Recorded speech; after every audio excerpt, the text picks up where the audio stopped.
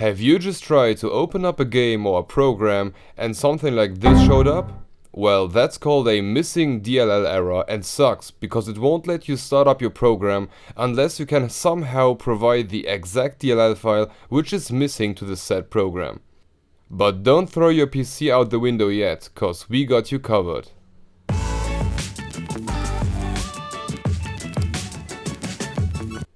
Before we start with the solution, we wanted to give you a short introduction into the problem itself.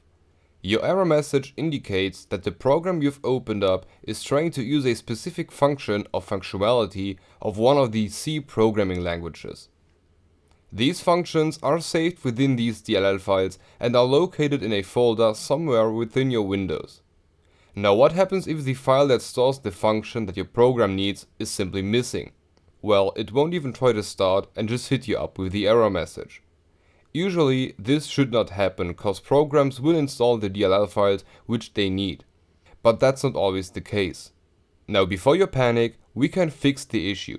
We can just install a package from Microsoft called Visual C++ Redistributable which will install the DLL for us. Unfortunately, the package that we will install exists in a 64 and 32-bit version. Now you do not need to know what this means, but you will need to know what type of Windows system you're using. To find that information, just right-click on your Windows symbol in the taskbar and choose System. Now in this window, search for the line saying System Type and look for the number right next to bit. Just keep in mind if the text is saying 32 or 64-bit. We will need that information in a minute. So now we can download the package. For that, just head over to our website. The link is in the description and in the I symbol in the upper right corner. Here, just scroll a bit down to the download section where you need to choose according to your system. If you have a 32-bit Windows, download the 32-bit file, and if you have a 64-bit Windows, download the 64-bit file. So now we can open up the installer, check the mark next to I agree, and click on install and wait until the installation is finished. But in order to be sure that the DLL file will be loaded as it should, just restart your PC, just in case. After the restart of your operating system, you should be able to play the game or use the program that you wanted to play or use.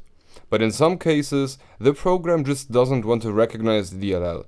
For this case, we got you covered with a second method which should cover your issue and make your machine run as you want it to.